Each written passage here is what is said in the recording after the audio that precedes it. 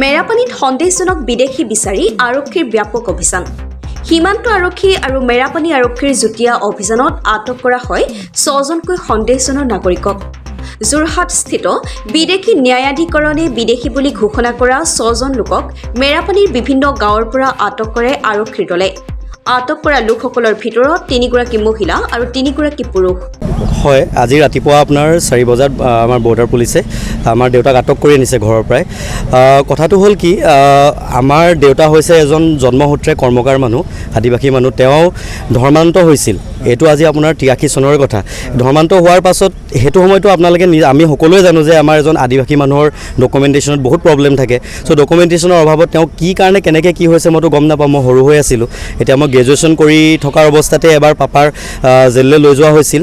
তেতিয়া মই যোৰহাট মানে কোৰ্টৰ পৰা মই জামিন কৰি পাপাক উলিয়াই আনিছিলোঁ। আজি পুনৰ এই পেণ্ডিং হৈ থকা কেছ এটাত আমি কোনো ধৰণৰ জাজমেণ্ট কপিও পোৱা নাই।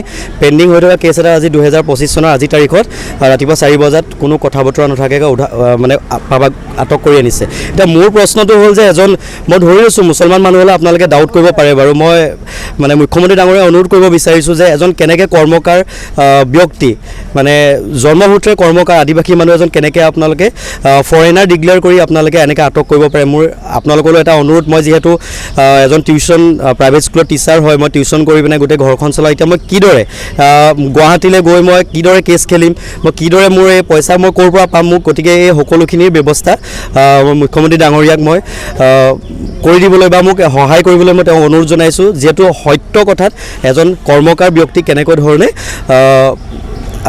ফৰেনাৰ হ'ব পাৰে, মোৰ সেইটো তেওঁৰ ডাঙৰীয়ালৈ প্ৰশ্ন থাকিল। আমিতো ডেটত গৈ আছিলোঁ, তাৰপাছত আমি উকিলৰ মতে আমিতো ডেট পৰা নাই। তাৰপাছত আপোনাৰ কেছখন কি হ'ল, উকিলৰ লগত আমি কথা পাতিছিলোঁ, পেণ্ডিং হ'ল। আমি যিহেতু চাওক টিউশ্যন কৰি পিনে আমি নিজে ঘৰ মজুৰি কৰি পিনে চলি আছোঁ। আপোনালোকে নিজেও জানে বৰ্তমান সময়ত কিমান দুৰৱস্থা চলি আছে সকলোৰে। কোনোতো আমি গভৰ্ণমেণ্ট, আজি মই CTET পাছ কৰি পিনে মই গভৰ্ণমেণ্টৰ টিচাৰৰ কাৰণে এপ্লাই কৰি ৰাখিছোঁ, কিন্তু আজিলৈকে মই ধৰি লওক পোৱা নাই। মোক কিমান কষ্টত ঘৰখন চলাই আছোঁ। গতিকে মই যোৰহাটলৈ যোৱা মানে এখন গাড়ী ভাড়া কৰি যাব লাগে, গতিকে ইমানখিনি পইচা মোৰ হাতত নাই। পিছত মই খবৰ ল'বলৈ নহ'ল, কৰোণাও আহিলে। চ' সেই তেনেকৈ 18-19 চনৰ পৰা থাকি গ'ল। আজি আপোনাৰ হঠাতে এনেকুৱা ধৰণৰ এটা পৰিস্থিতিৰ সন্মুখীন হৈছোঁ।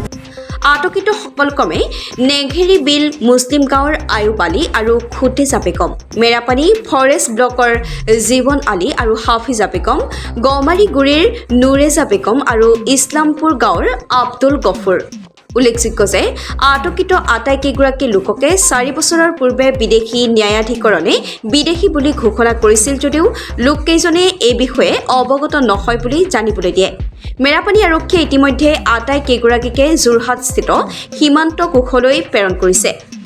মেৰাপানীৰ পৰা মহেন্দ্ৰ দাসৰ ৰিপৰ্টাৰ লাইভ অসম। আটক কৰি আনিছে, কি কাৰণে আনিছে আপুনি গম পাইছেনে? গম পাইছোঁ। তাৰমানে মোৰ পৰিবাৰ মানে কি ডিভোৰ্চ হৈ আছিলে 2010 চনৰ পৰা। ডিভোৰ্চ হোৱাৰ পিছৰ পৰা আজিলৈকে নটিচ এখনো নাহিলে।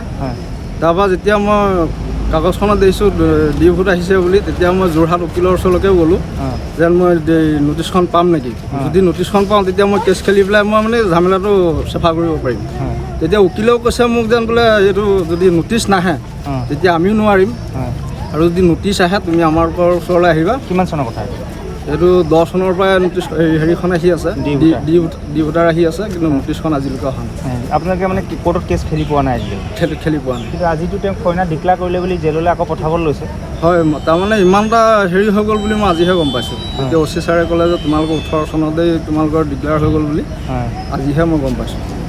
তাৰমানে দি বুলিতো গম পাওঁ, কিন্তু ফৰেনাৰ হৈ যোৱা এই কথাটো মানে আজিহে গম পাইছোঁ। নটিচ নাহিলে এখন আজিলৈকে নটিচ নাই। যদিও আহিছে কিন্তু আমি পোৱা নাই, হাতত নাই দিয়া, হাতত নাই পোৱা। কিন্তু গাঁওবুঢ়াক মই সুধিবও পাৰে, আমাৰ গাঁওবুঢ়া 2জন আছে, এপাৰে এজন আছে সিপাৰে এজন আছে। মই 2জন গাঁওবুঢ়াকে আহি পেলাই খবৰ কৰি থাকোঁ, আৰু সিহঁতকো কৈছোঁ যদিও নটিচ আহে তোমালোকে যেনেকৈ মোক নটিচখন দিবা। যদি সিহঁতক সুধি চাব পাৰোঁ সুধি চাব, মই যদি মিছা কৈছোঁ। Reporter live.